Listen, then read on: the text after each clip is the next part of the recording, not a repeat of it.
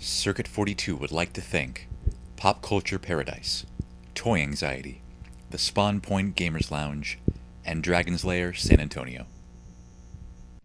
Alright, and welcome to the newest episode of Pass the Popcorn. I am Ian McIntosh with my co-host, Daniel Williams, the man with no pants. Hello, everybody. And we are here with special guest host, Alec Jowski from Geek Juice Media. Hello. And Nathan Thomas Milliner from HorrorHound and Scream Factory. How y'all doing? Doing good, doing good. And we are here tonight to do a retrospective on the slightly uneven but overall entertaining Scream movies. Alright, Dan, I'm going to hand it to you. Scream was a series of 4 movies, initially planned as just one movie that later became a trilogy, and then a couple of years later they're like, let's make a 4th one, because reasons. Overall, pretty good series, as Ian mentioned, minus like some very clear issues with the 3rd one, and some questionable issues with like the 2nd and 4th one. Overall, pretty good series. And we're going to go ahead and start with the first one, with Drew Barrymore getting chased while on the phone. Alright, so the first Scream movie is an absolute classic. There are some people that we know who don't like this movie because they feel that it kind of dumbed down the horror film industry, kind of made a joke about it. But you know what? There has always been a layer of camp to horror as a whole. I mean, there are some directors who know how to do serious horror, but unfortunately, it's not as often as we'd like to think it would be. But, I was just going to say, with Scream, you know, as the first movie, it was kind of what horror films needed, because horror was dead. And it made sense that somebody like Wes Craven would be the one to bring it back. It's kind of funny that they would say it dumbed down the genre, because it was dumbing down the slasher genre, which wasn't exactly intelligent or the most original clever thing. It was actually a very smart movie, I thought. Very clever screenplay. And like you said, it saved the genre, because horror was just dead. I mean, the slasher genre was definitely dead. Freddy was dead, Jason was an L. It was just a played out genre, and Scream has to be top 5 most important films of the 90s, because horror, and when I think of horror in the 90s, I really think what killed it was Tarantino, and the crime genre really took over genre filming. Everybody wanted to be Tarantino. Everybody wanted to make Reservoir Dogs and Pulp Fiction after those came out. So nobody was really making horror films. All the independent guys were trying to be Tarantino.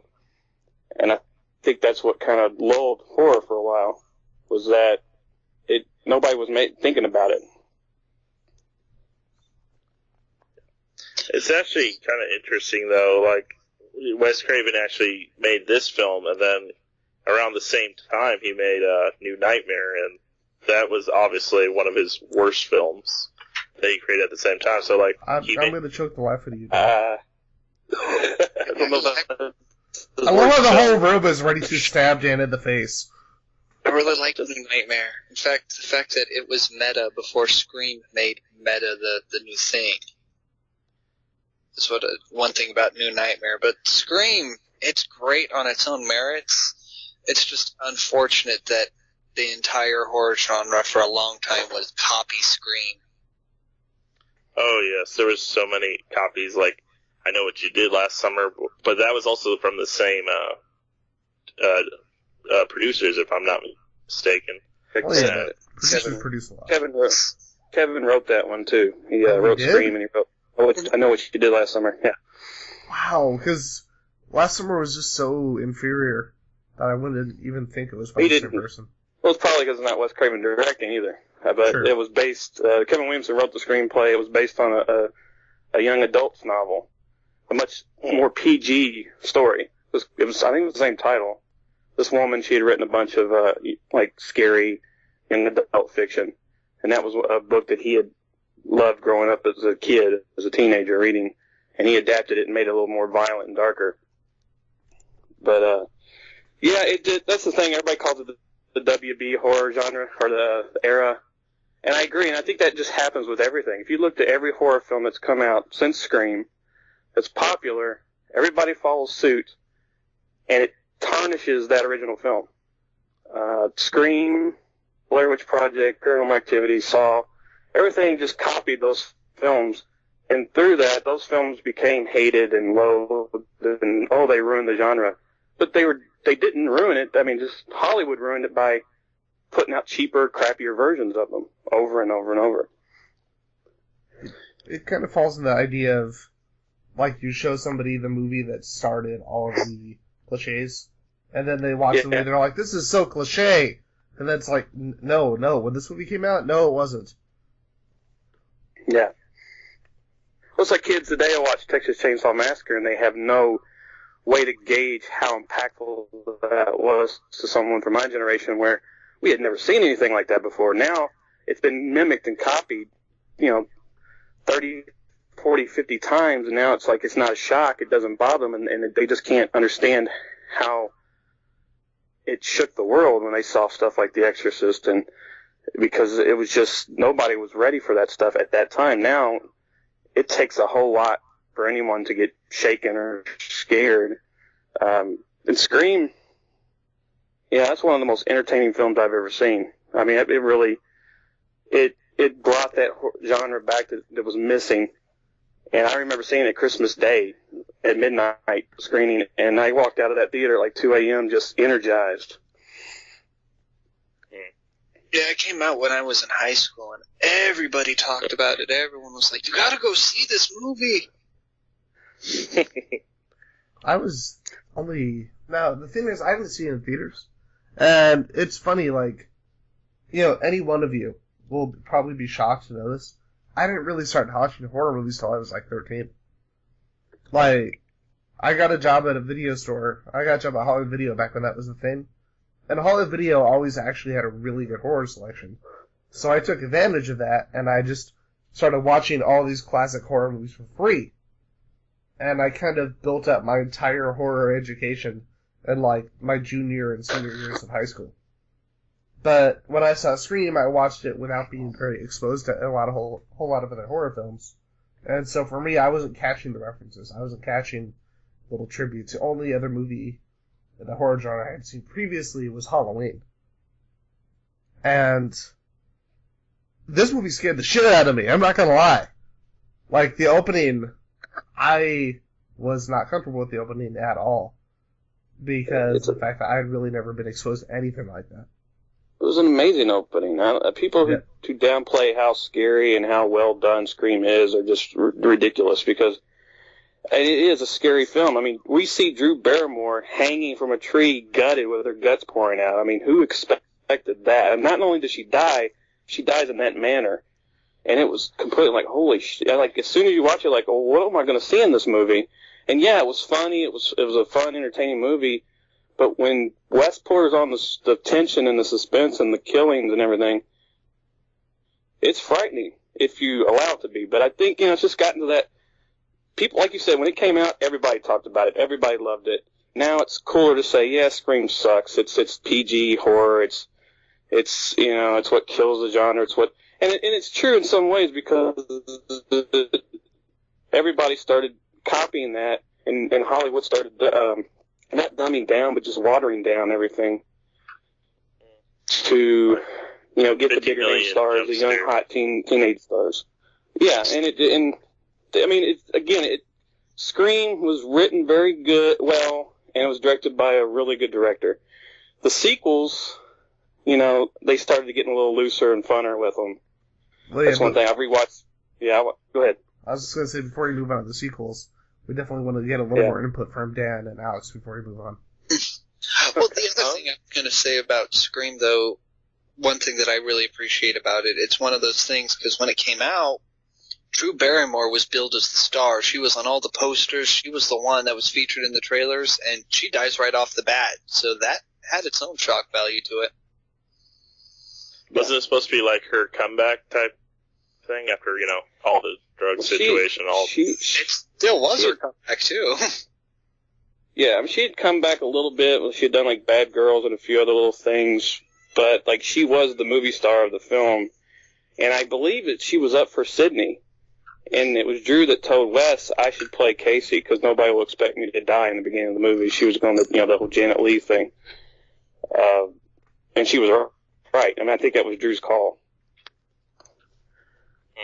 Well, it was a damn good call. My thing was that, like, her death kind of felt... her death kind of felt like like in the original Psycho, where the main actress died, like, within the first few minutes of the movie. And, like, when you have, like, the main actress dying that soon into the film, it's definitely shocking, and really set the pace for most of those type of films. So I kind of feel like with that, it was kind of a nice throwback to that in some ways, if they were, going in that direction. Oh, it was definitely an homage to Psycho. And again, the movie star dies and no one in the movie's safe. Anybody can go. One thing we haven't really touched base on before we move on to the second one is we didn't really talk about the cast itself. I mean, we had a lot of big stars in this. You had Courtney Cox, Matthew Lillard before he became a little bit of a bigger actor. I think it was his first bigger role, I think. He had done, like, Serial Mom, but that was... Serial Mom was, Yeah, that was a great I think film. Serial Mom was it.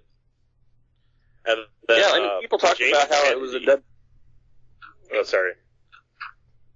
No, go ahead. Go ahead. Jamie Kennedy really was a great part of this film, and part of the reason I wasn't really a big fan of the second film's killing of him so soon is the fact that Jamie Kennedy, doing the movie rules, just being that, was actually, like, one of the better, more refreshing actors in the movie. I mean, I think his character was more the down-to-earth character that we needed to, kind of give us a kind of a idea of what to expect out of these kind of situations. I'll touch on this in the second movie a little more, but I'm just going to say, I'll talk a little more later, but I think that's what made that scene in the second movie actually work so well. And people talk about how big the cast was, but like I said, Drew Barrymore, while she was known, had fallen off because of her addictions and everything. But it was a part of her coming back time. But Courtney Cox, of course, was on Friends, one of the biggest show on TV really at the time. So she was the really only big star because Nev was on Party of Five, but it was kind of like in the second season or so. And if you weren't watching that, then you didn't know who she was. David Arquette was kind of on that middle ground, but really. Rose McGowan, Jamie Kennedy, Matthew Lillard, they were all coming out of obscurity. Skeet Ulrich, they were all coming out of nowhere. Yeah.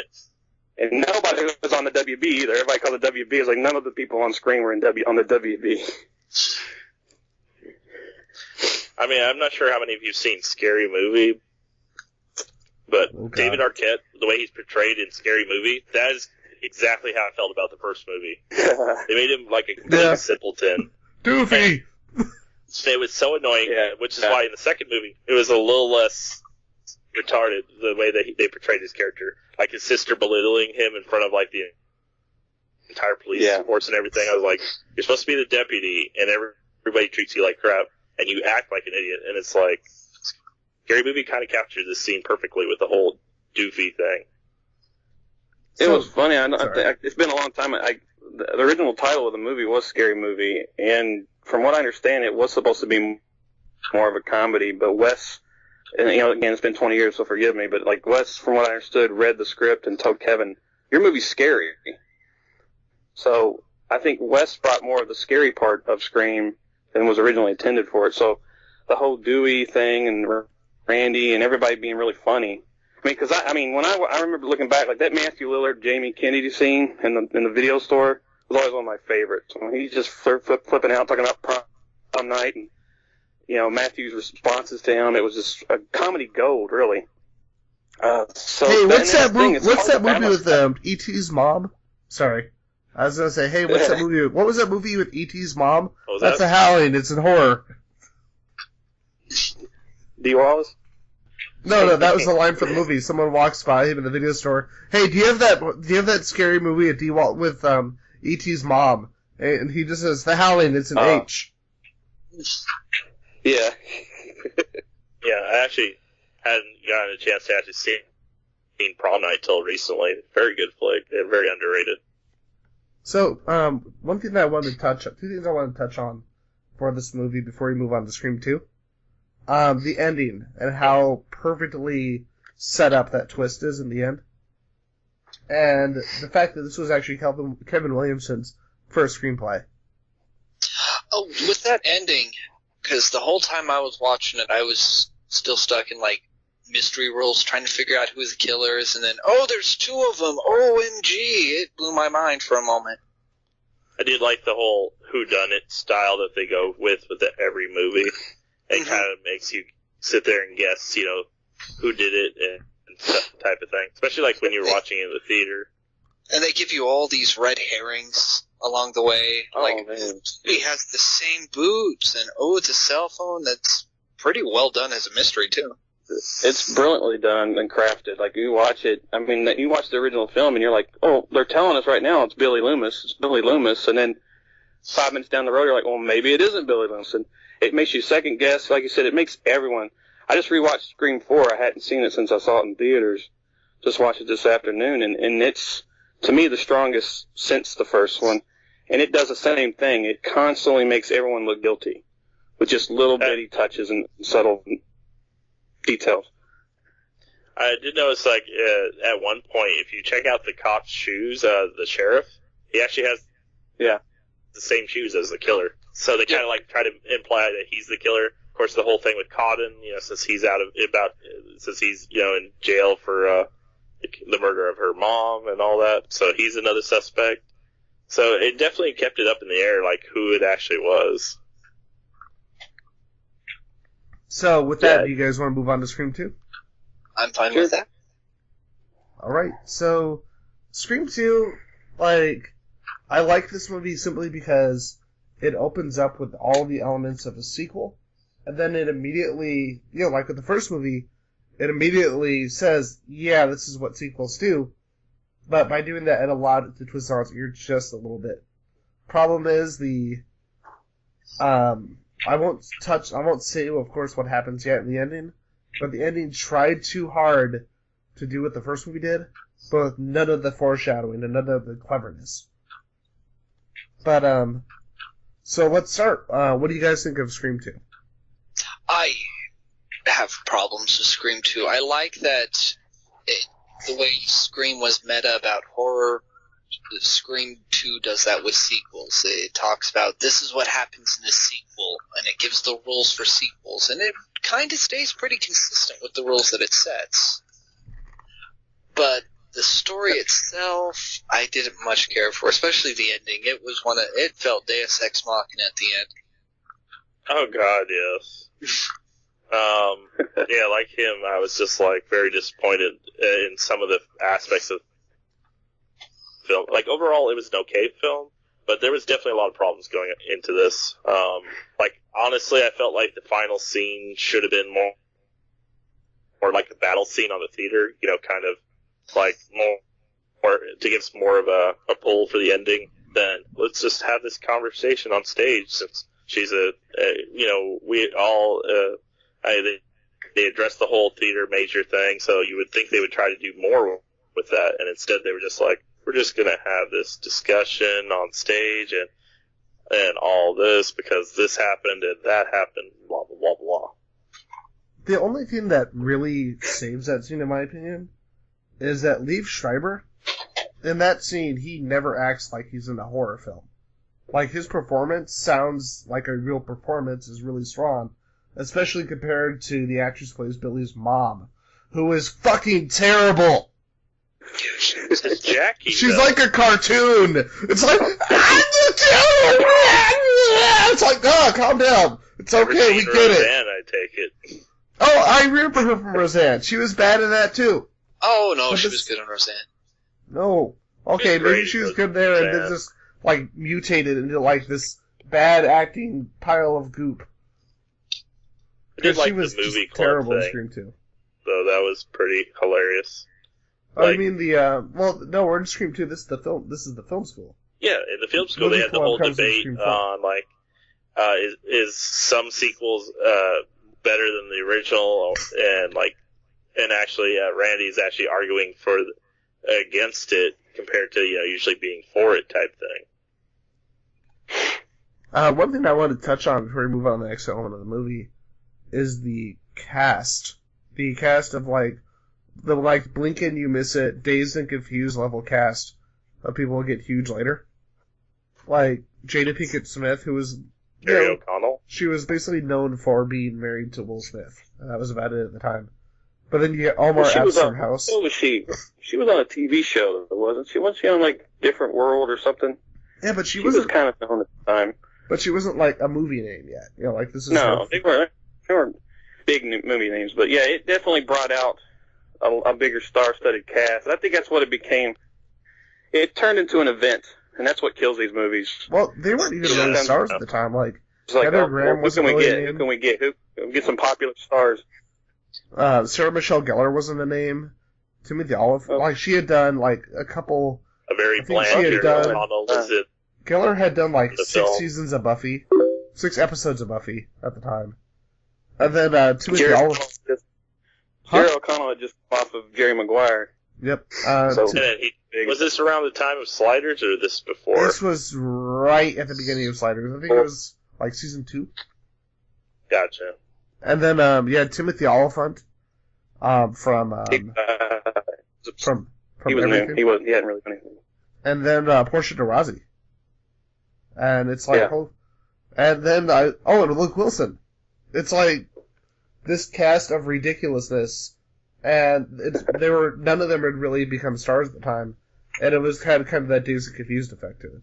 And then phoned in Doofy and Courtney Cox because they barely were in the film. Well, yeah, but the scene in the theater was still a good scene, whether in the TV studio or movie studio.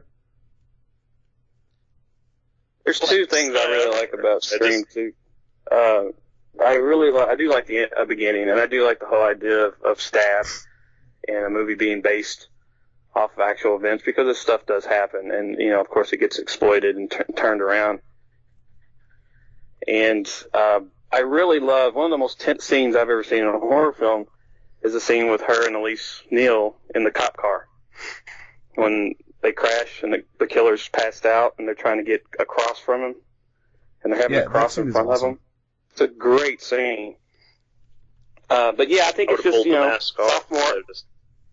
I thought pull the mask off. Yeah, I think it's a sophomore thing. It was 1 year later when the movie came out, so they had no time to really refine the script. And it was it's what happens when something's real popular. Just bust them out real quick.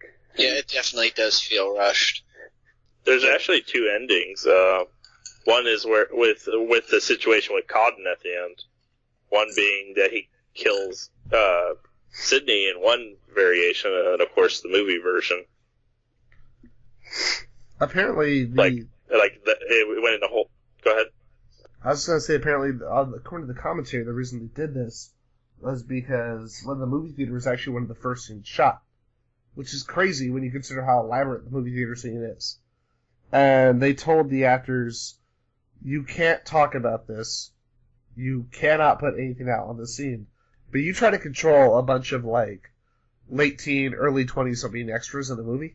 Oh, well, it was easier back then. The internet wasn't as mighty as it is these days. Yeah, but even with that, they were talking about it. They were saying, oh yeah, I shot this scene, and then this happened. Even in 97, you had a bunch of actors, a bunch of kids going out and telling everybody at their school and at their college about what happened in the movie and how they made Scream 2 and they were in it and what happened in the scene.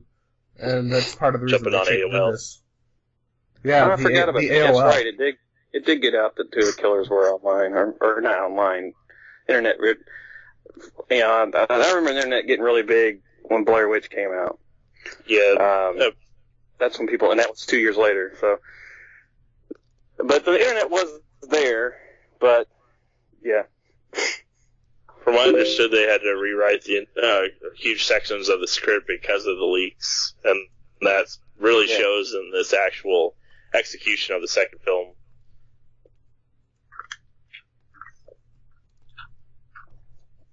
All right. What's your thoughts, Jowski? Nope, I've given my thoughts. I'm ready for the next one. The scenes that were really effective in this movie, like the ones that are meant to be really effective, are really effective.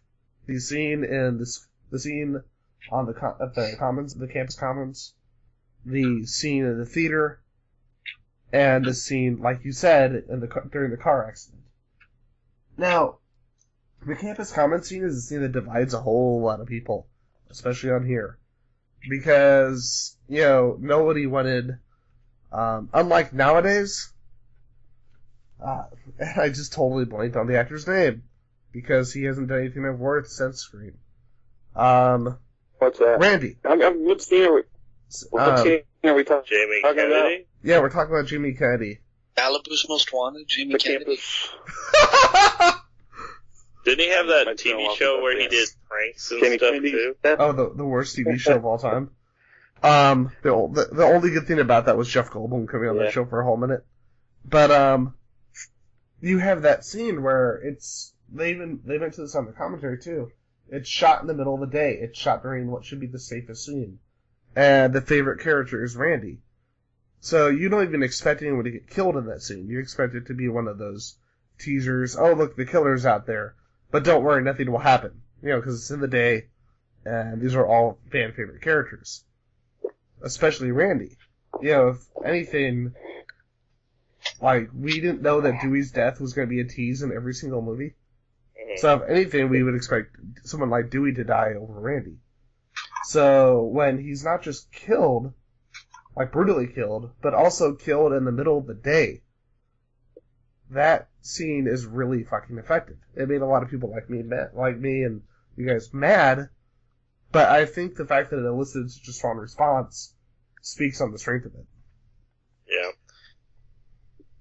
I don't know, like, with Dewey, they, like, established at one point, like, in the second movie, the reason he survived is because of the scars from the first movie. When he got stabbed, it just happened to be the same spot. And then the whole crucifixion scene with Jerry O'Connell. He was actually supposed to die?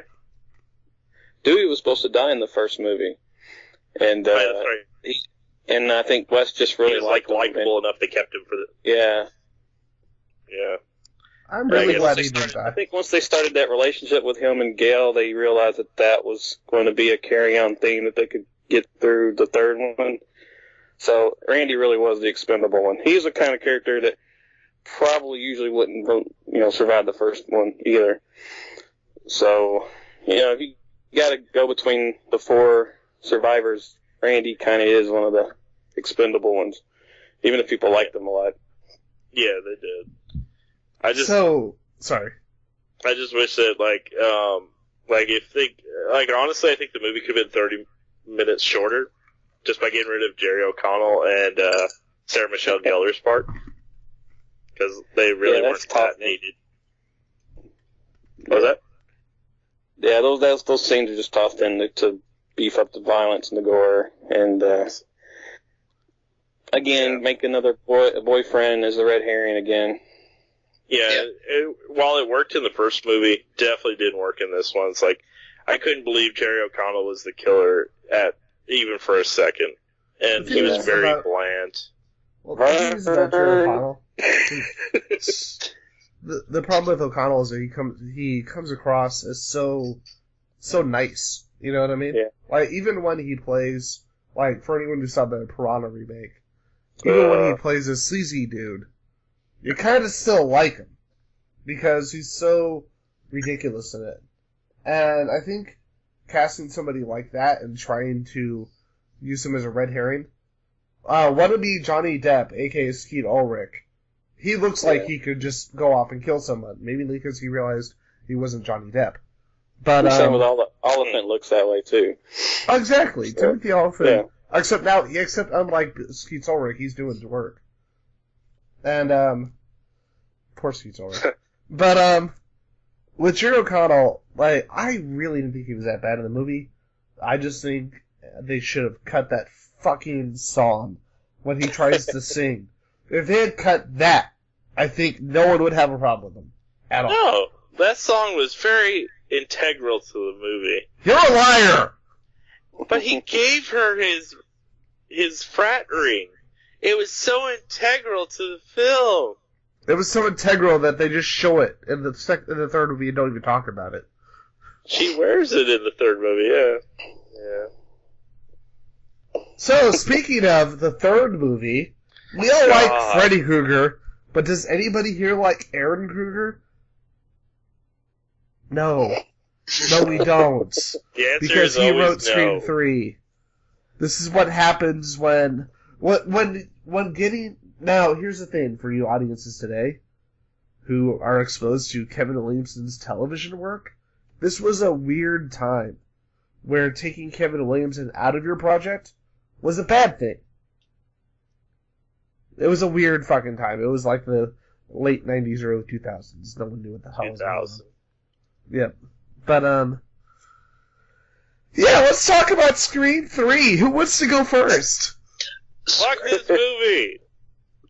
Scream 3's got Lance Henriksen. And that's all. It's like he phoned it in. He's like, hi, I'm Lance Henriksen. And that's phoning it in by Lance Henriksen standards. When the guy who was in the Pirates of the Caribbean knockoff... Kill anybody, I'm just here. It's the Freddy's Dead of the Scream franchise, so it is. And I lost a bet. That's why I'm in this movie. He's lost like 7,000 bets. Come on. Apparently. Look at Hellraiser, Hellworld, for example. God, that movie's so bad. I thought Dempsey was pretty decent in it, though. But it was just a wasted movie. The one thing I say about Scream 3, and it is garbage. I can't even stand to watch it. But when I do watch it, the only thing that really has any weight or strength is Neve Campbell, and that's the thing I want to talk about mostly. Is people talk about Final Girls all the time. I think Sidney Prescott's up there in the top 5 easy. And Neve Campbell, through the entire film, no matter how bad the films were, was always a constant grounded. You love her. When she steps on the screen in Scream 3, as bad as the film is, it's an epic thing. And a lot of it's because of the score that Beltrami did through the entire thing, which is also one of the last great movie scores for horror that is direct and familiar. So many horror scores you hear today are just forgettable. You don't even notice them anymore. But all those horror films like Nightmare on Elm Street, Friday the 13th, Halloween, you remember those scores, and you remember the Scream scores. You remember Nick Cave's Red Right Hand. You hear it, you immediately think of this franchise. And that's something that people miss on this series. I just remembered what I liked about this film. The death of Codden. I like Liev Schreiber. Liev Schreiber has made up. He is horrible in this series. Yeah, but do me a favor. Like, I don't know if you guys have seen this. Do me a favor, Dan, and watch the movie RKO 281. And it will completely make up for any issues you have with Liev Schreiber in this movie. No, I don't have problems with Liev Schreiber. I have a problem with him in these movies. Like, when his character finally died at the beginning, I was like, okay, this may be a good film. And then the film actually started, and I'm like, can I go back in time to, when he was still being killed? That was nice. The opening was very well done. I will give that. The issue I have with Scream 3 is Scream 1 was a satire about the slasher genre. Scream 2 is a satire about, horror sequels. Scream 3 is a maybe satire about the Hollywood system. It feels just like a slasher film. It doesn't try to satirize much of anything. So it felt like it wasn't even being true to form. And the reveal of the killer feels kind of thrown in there and not really important, like Scott Wolf or whatever his name was. What's the guy's name? Random director guy. Like, I'm watching it, and I'm like, who are you? Oh, wait, you're that guy who's in the movie for 20 minutes. Well, let's be honest, they jumped the shark. They completely jumped the shark, because we've never seen this character up till near the end of the film. And it was like, we're going to shoehorn him in as the killer, because fuck you, he's also the brother. Have fun with that. He's just... Okay, 5, 4, 3. So, he is in the movie. He's in it for like every 5 minutes. It's just that he was really fucking bland. So you didn't notice him. Like, seriously, I think David Arquette's brother Richmond, as student, may have actually had more presence. Oh, we gotta mention Parker Posey, though, too. Parker Posey fucking owns this movie. She was like she owned it. She and Patrick Dempsey, and I usually don't say this about Patrick Dempsey, but I actually liked both of them in this movie. It was a shitty movie, but I liked both of them in the movie. Oh, and what happens? The ghost haunting stuff with their mother was kind of creepy a little bit, and she was seeing her in the window, things like that. But overall the movie. Really, the cameo for Patrick Warburton. I actually kind of liked him as the security guard. Yeah, he was like, I'm gonna be a douchebag to you because reasons. Honestly, I hated the whole fact that they shoehorned Gale and Dewey as a couple heavily in this one, since it's outside of the last. In the last one, it was clear that he and her were not in a relationship or anything. All of a sudden, she's like, "Let's make up and get married and happy ending." Because this was supposed to be a trilogy initially, and what a way to end a franchise with garbage. The franchise ended the same way as David Arquette and Courtney Cox's relationship. Uh-oh. So, two things I want to touch on. First off, what the fuck was with Parker Posey's death? She's one of the best things about the movie, and she gets basically pretty much killed off screen. They see her body, but the way they do that scene is just lame. The whole thing with the being shot through the mirror. Mm-hmm. And I have a story. I told Dan about this story. And this actually connects back to one. Do you guys know about the notoriety of stunt padding not working particularly well in the Scream movies? The what? Well, remember the scene in the first Scream movie where Billy gets stabbed with the umbrella? Mm-hmm. So the way they set that up, he had apparently when he was 9, 10 years old, Skeet Ulrich had open heart surgery. And they put this little steel wire in his chest from where the surgery had occurred. And if he was ever hit anywhere near that wire, it would cause him extreme pain. So for that scene, they had to pad him up like crazy. So they put all this padding, but it had to look natural, so there was this very, very small space between the two pads. And the stunt double couldn't see because that costume was designed for someone who was about 6'2". And so they call action, and she comes in and she stabs him with the umbrella. And, the acting looks okay when he gets hit. And then she stabs him again. And he looks like he is in absolute pain. And you watch the scene, and he hits the ground like a fucking sack of potatoes. Yeah, potatoes are a theme here on Circuit 42. Here's the thing. She missed on that second shot. She hit him right between the two pads. She hit exactly where that steel wire was implanted in his chest. He is in absolute, unbearable pain in that scene, and that's why he looks so fucking horrified when he got hit right there. And this connects us with Scream 3. Because you remember the scene where lame director guy gets stabbed in the back by Sidney. Okay. He was heavily padded too. He was really heavily padded in the back, and so when she comes up and stabs him, it would just hit the padding. Somehow, she had enough force where she drove that thing all the way through the padding and into him. That's why he drops like a sack of bricks. Yeah. I'm so glad that no one got brutally injured on Scream 2. Oh, wait, no. That scene when Scream 2 where they're in the, at the common, the campus common, and Dewey jumps on that guy. That wasn't acting on him. He got knocked the fuck over. He was not expecting to get plowed into by David Arquette on that scene. So yeah, Scream 1, 2, and 3, someone gets really fucking hurt. But honestly, I feel worse for Skeet Ulrich than anybody. Because post-surgery injuries like that, oh my god. And with that story of fun, pain, and injury, we move away from a movie full of pain and injury called Scream 3, and on to the 11-year sequel, Scream 4. Scream 4 took 10 years to come out, because they decided to do an anniversary type thing.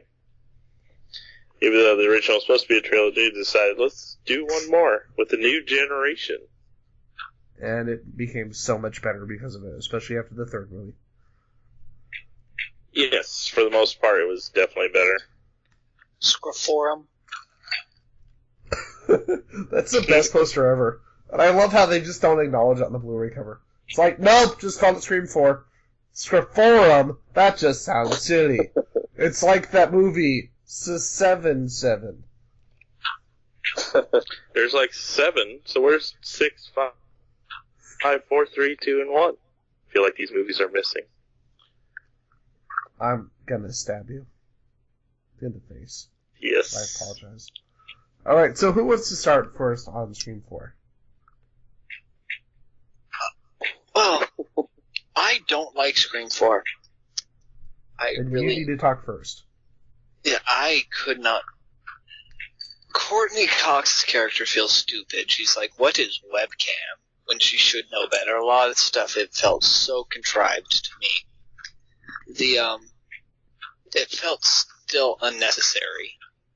And it doesn't really tie into the other Screams. And it's being all like, oh, in remakes, they're remaking it. And I'm like, well, then why don't you just remake Scream? This is a sequel, not a remake, but you're making commentary about remakes that makes no sense. And so much, it was like beat for beat all the other Scream movies. Like, you knew when somebody was going to die, and you kind of knew how, because it just felt like the other ones. But that was my take on it. So every slasher movie ever made. Or sequel ever made. Yeah, I mean, that's one of my problems with when people trash modern cinema. They trash modern films for the same, like, sins that the movies that they praise from the 80s did all the time. Like, I've had people say, well, there's no originality, and it's all about the money, and it's all the same thing. I'm like every Friday the 13th movie, they were all the same. They were all made for money. They came out every damn year, and it was the same thing over and over and over, and nobody says anything bad about that. But, like, if you could Manhattan. Yeah. This time he's in New York, and this time he's in space, but they didn't get creative till the end, and everybody... Why wasn't he in the hood? And in the hood again? Because the leprechaun was in the hood, obviously. But I noticed that people, are really hard on these films, that a lot of people are being hard on It Follows right now, and for things that, other movies they'll praise it for. I don't know, but Scream 4, like I just watched it again this afternoon. I hadn't seen it since the theater. When I saw it, I really liked it. I thought it was the best since the original. It brought back the murder mystery. It was clever. I never knew who the killers were. It fooled me, I remember, and I thought it had some good characters. I really liked Kirby's character. I really liked, again, Sydney was solid in it. It's a great film.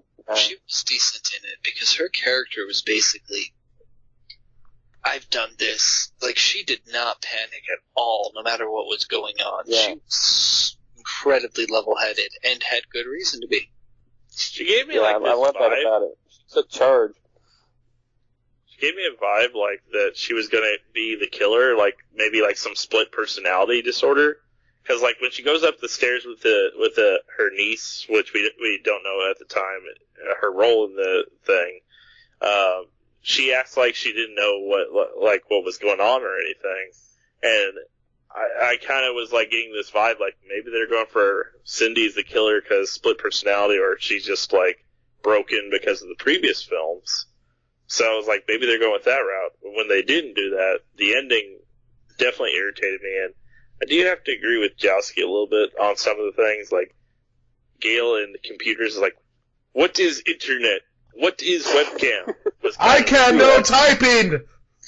I'm like, she was a reporter, like, she knows. Yeah. I understand them trying to imply that since, news was moving toward the internet and online, her role was a lot less than what it would have been in the previous story. Because, internet means that anyone could be a reporter compared to, like, the previous one. She was, like, the hot reporter in the area. Seriously. I can get, Seriously, untalented hacks like us can have a podcast. Think about that. The internet is beautiful and sad. You don't really have, like, the big reporter that people talk about anymore. Yeah. Like, and nowadays, like, most news can be fabricated, blah, blah, blah, blah, stuff like that. Not that it wasn't before. I don't know. Anyway, and, like, overall the cast was great. But, yeah, there was some parts that just left me scratching my head. Specifically the ending.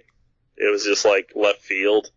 And it was like, yes, we are replacing you. We are the new theme of horror, blah, blah, blah, blah, blah. And I'm just like, is this supposed to be like a jab at modern horror? And how it's like completely been, like waysided by previous horror fans, stuff like that. I mean, that ending just didn't seem like there was much of a reason for it except be famous, be super famous for being this killer thing. Well, it kind of plays on modern, a lot of people nowadays, fame, reality star thing is really plagued and cancered, like, media in general in the last 10 years, 15 years, and I think that was kind of a commentary on that this generation, they just want to be famous at all costs, and they want it now.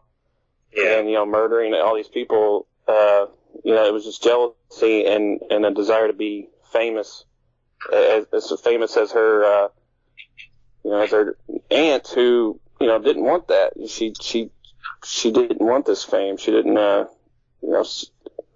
but this generation here, it's all about, oh, how cool is it?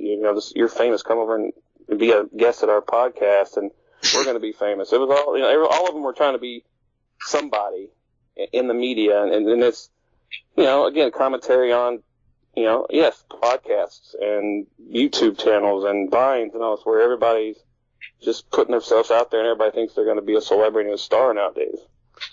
Wait, I am not a multi-millionaire? What is this science? Yeah, it's between that and the reality television and the whole found footage movie trend that's been a big thing in the last couple of years. I can see that kind of argument for sure. Yeah, I mean, that's what Kevin Williamson did with the original. He was commentating on horror of the 80s, and then basically with this film, he was commentating on what horror was at this point, which was, like I said, found footage and the remakes and the sequels and the, let's get famous quick.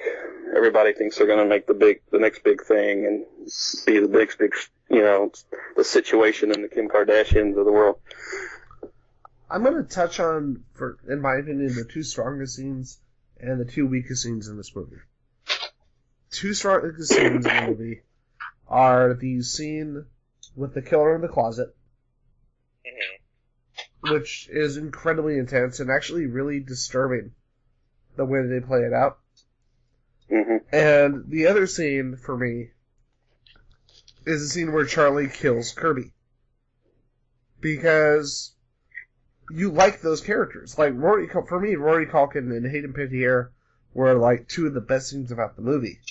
And they had an obvious chemistry.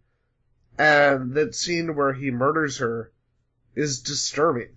It's one of the few scenes where they're not trying to play it for laughs. Exactly.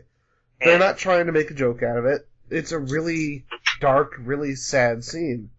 And I think having those two really grim scenes in the movie is what made it the strongest, is that they completely they didn't have any of the, oh, look how meta we are, well, they scenes did in that the movie. at the beginning, actually. Yeah.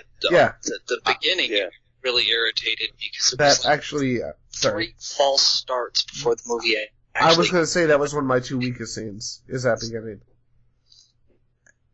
And the other big scene for me that was the other hugely weak scene of the movie was the part where they kill the cop. It's like, oh, the cop never dies. Oh, this cop will die. I've been stabbed. I've been stabbed. It's like, we get it. And the weird thing is that horrible fucking scene happens right around the same time as the closet scene, which is so fucking intense. That was a great thing, and no strings pulled on that. Fuck you, Bruce Willis, is what the cop says. Yeah. It was like so random. Fuck you, Bruce Willis. Yeah. But I think it was because they established, like, as but long yeah, as the you're closet like a scene, cop, like, the one thing I remember...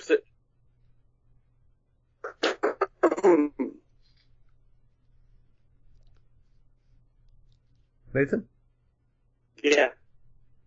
Alright, you were talking, then you cut out. You said the closet scene, and then the sound cut out. Oh, well, yeah. Yeah, the closet scene. I remember sitting in the theater watching this and thinking, it's incredibly brutal and bloody. And, I mean, she walks in, her guts are laying there next to her, and I thought, wow, it has to be one of the most violent deaths in the series from what I remember. And, that's one of the things I like. I think, well, they're adapting to, because at that, in the 2000s, everything got a little more brutal and violent. And I thought that, modern audiences are going to think that Scream is wussy stuff. They do now. They still think that the movies are PG and they're tame and they kind of are. The sequels are, I guess. But I thought, that scene was, like I said, very well played out, very well paced, and then has this big violent payoff, and then Neve Campbell running over there to fight him. Like you said, she just goes after him, and and she's the kind, and you root for Sydney. You want her to go, and that scene that's definitely one of the best thing in the whole film is that sequence. I think more so than I don't know if they did it on purpose, and it kind of fits with the Halloween reference in the first movie, but more so than any other part of that movie did she remind me of Jamie Lee Curtis by the time of Halloween H2O, where she's just done. Like she's seen this, and she's become cold, and she wants it to stop. And Campbell reminded me so much of Jamie Lee. And I think there's also a thing, even like with her character in this film, she's been through the real shit 3 times. And she knows that a lot of these people who are doing it are just dumb kids or dumb, people who really, she realizes that there are psychos in the world and there are people who are pretending to be psycho or I think that she's scared, but I think there's also a level like, you don't want to mess with me because I can handle myself and I've done this before and I've dealt with worse than you. There's almost like you're just a bunch of dumb kids thing. I think she realizes it's kids again. And she's gonna, kick their asses for it. She's gonna show you this, it's like schoolyard tough guys, they put them up against some jailhouse school, tough guys and they're not so tough anymore. Nathan has some stuff that he's working out.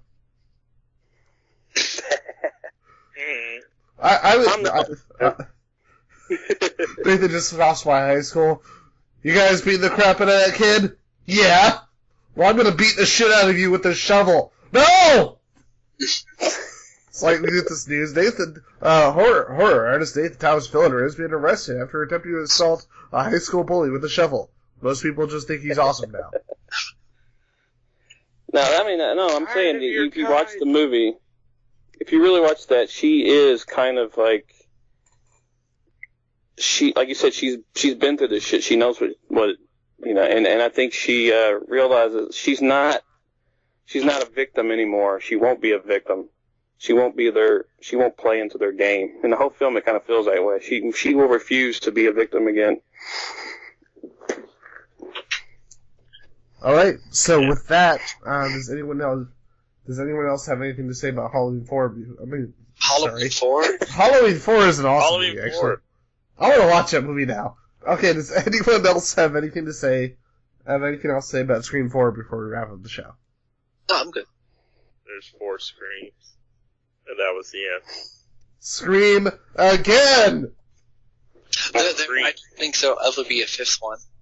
So, I swear to God, they better not do Reboot City like they do so much lately. Oh, do a reboot of Scream? Make a new Scream movie with a whole cast? Starring Chris Pratt as Sidney. Or like, what happens is... Wait, I want to watch that now. God damn Dave it. Campbell shows up for like 5 seconds of the new movie and then just dies. It's like, what? Don't talk He was about in Halloween here? Resurrection. That movie never happened. Do. Eh. Number 10, we have The Gunmen, which was number 4 last week, so that's Sean super Penn's popular. Power of Mediocrity. Huge drop. Wait, I was confusing it with that some Hayek movie that's out. Yeah, but that movie's actually entertaining. This movie is just bad. Well, we initially thought Run All Night was going to stay up top for a while. It's already down to number 9 from number 3. That's the Taken, but with a better plot story from Neeson. Neeson tells you that you shouldn't be allowed to have guns. The movie. Oh, wait. Yeah. That second best exotic marigold hotel is some reason still in the top 10 at number 8. There's a lot of old people in the world, okay? And they like their movies about hotels. Number 7, which was last week, number 7. Do you believe? And the answer is still no. I believe that these movies need to stop. This Christian comedy is nowhere near as funny as the one with Kirk Cameron. But he saved Christmas. Yep, and Santa killed him, man. Kingsman has dropped from number 5 to number 6. And that movie still looks like something I need to see. I just haven't had a chance. Go watch it. Wow, this is actually interesting. Number 5, which was last week, number 19. It Follows. It just because that movie is awesome. This movie got a 939.6% increase since last week. Well, it had a wider release. They gave it a smaller release. That's why. It came out to actually some pretty decent reviews, so they widened the release. It opened on more screens this week than last week. Oh, that makes a lot of sense. Yeah, I see that. 1,186 more theaters. I see that. Number 4 is the Cinderella movie, down from number 2. I've heard it's good, but I'm not going to go out to theaters to see it. Because there's, like, I'm going to make some of you guys hate me. I live, like, 2 minutes away from the Draft House, and there's so many, like, smaller release movies like Kumiko and It Follows playing right down the street. So I have no reason to go see Cinderella. I would see Cinderella if I didn't already own the animated version of Cinderella. All I heard is this is a padded version of the original, but with like a little bit more fleshing to the prince and a couple other scenes. I really don't want to flesh the prince, but rock on. I paid off my daughter's grandma to take her to see Cinderella because I just really had no interest in it. So I'm like, here, you take her, so I don't have to watch it. Yeah. But I'm watching the Exotic Marigold Hotel 2 that week. I don't care. Here, take this money. And not shocking, number 3, down from number 1, is the Divergent series Insurgent. Because they had to rename it the Divergent series, because we didn't realize that this was a sequel to a shitty movie from last year. I hate this movie. I have no intention to see any more of this series. The third part's going to be... Moving on. Because number 2, Get Hard. Sorry, what did you say, Jowski? The third of that Divergent series is going to be in 2 parts. Oh, really? Of course it is. The thing. Twilighting it. Nice. Harry Potter started, actually. So it's like Divergent. The modern day trilogy is always 4 movies. Yeah. Just like now, they have TV shows where they have a part 1 of a season and a part 2 of a season. It's kind of weird. Next is number 2, Get Hard. And I've heard this is mediocre. So I'm surprised it's still at number 2. up its first week, so there you go. You're not really surprised, are you? I mean, general fan base is like, it's Will Ferrell, it's Kevin Hart.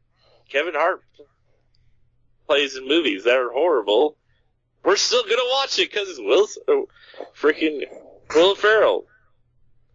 It's like, but.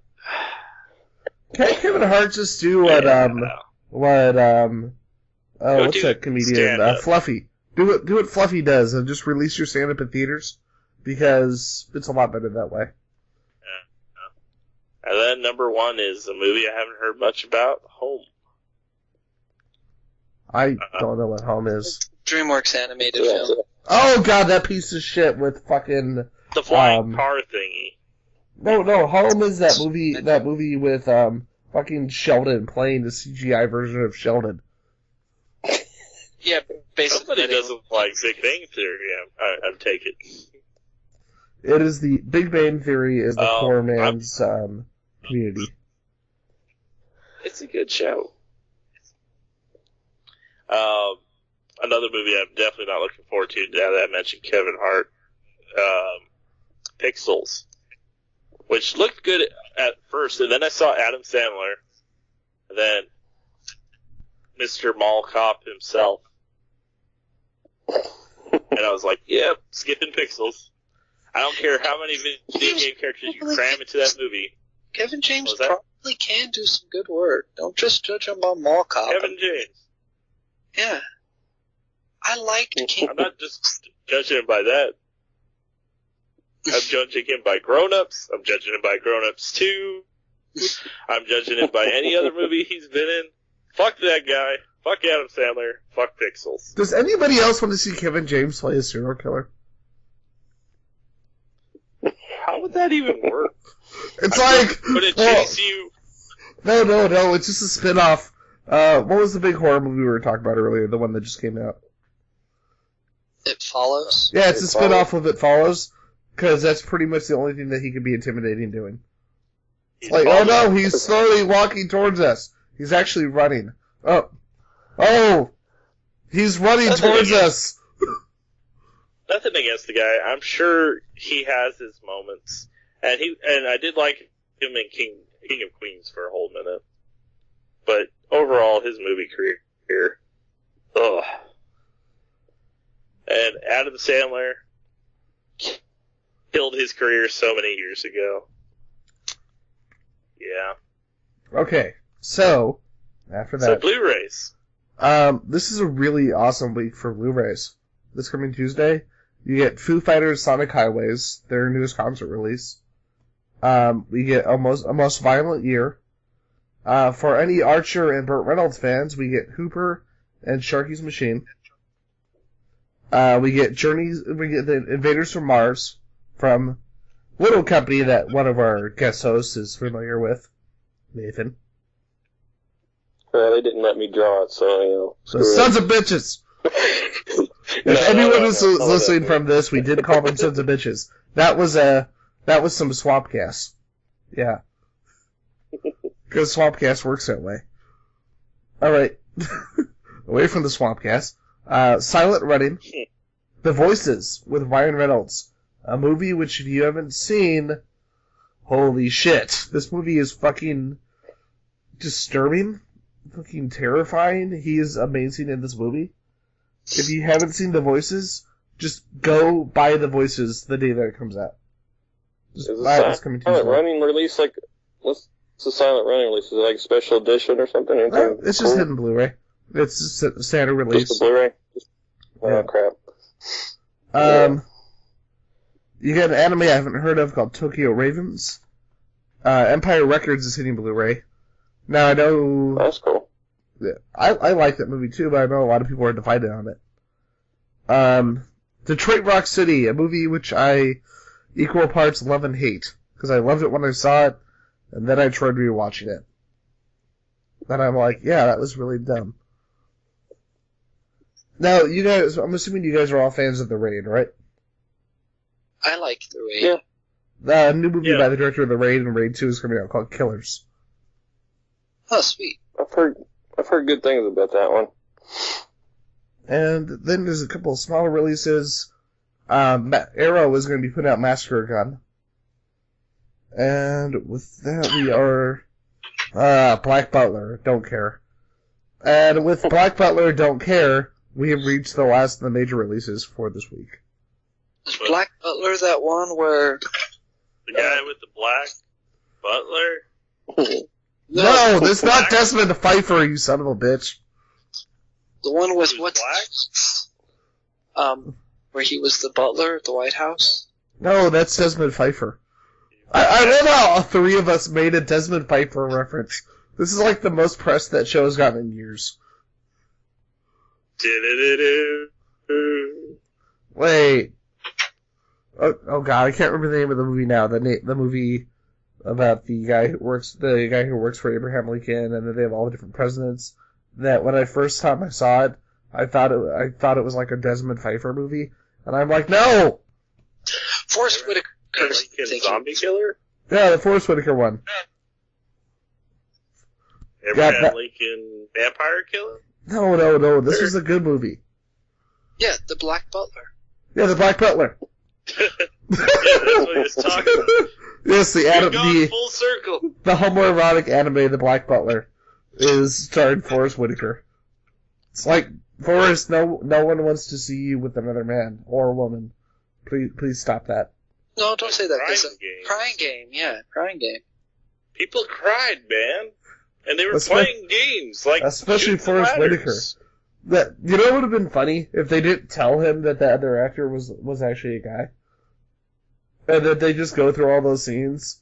And it's like, yep, penis. And then Whitaker's like, what? It'd be almost as painful as Skeet Ulrich getting stabbed.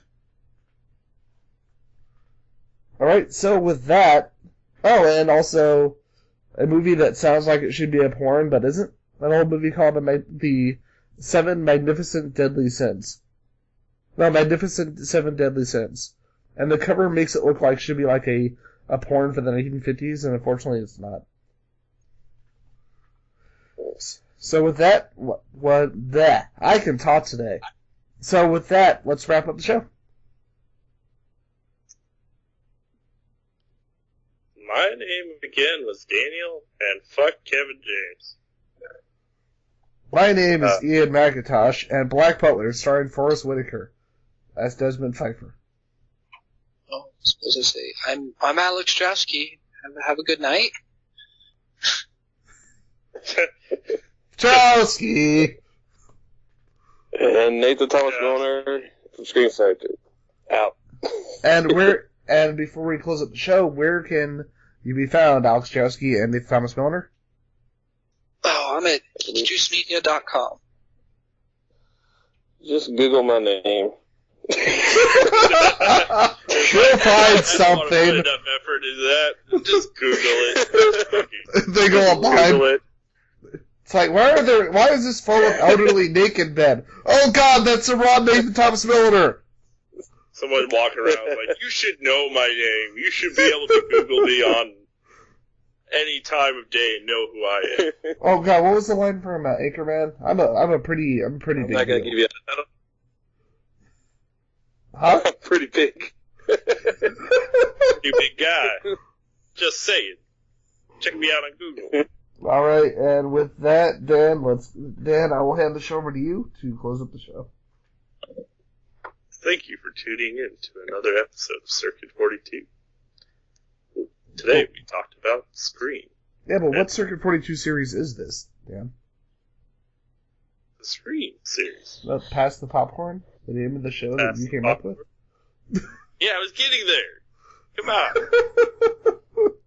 Circuit 42, where we discussed the Scream movies in a retrospective. And Desmond Pfeiffer. And Desmond Pfeiffer. Yes. Next week we will be discussing the Jaws retrospective, where we'll be touching base on all 4 films. And talk about one good one. And from there, we're going to be going ahead and doing a nice little retrospective on Terminator, because it's Terminator season, and Terminator Genesis is coming out soon, so we must talk about the Terminator. Get on with it! And we're getting out of here. Studio closed. go ahead and check out our Facebook and then our website at circuit42.com, as well as our YouTube channel at whatever Ian set that to, because I don't know the actual... It's Circuit 42. It's Circuit42 at YouTube.com. I'm not tired. All right, and with that, we will bring the show to a close. You have a good night, everybody, and remember, pass the popcorn.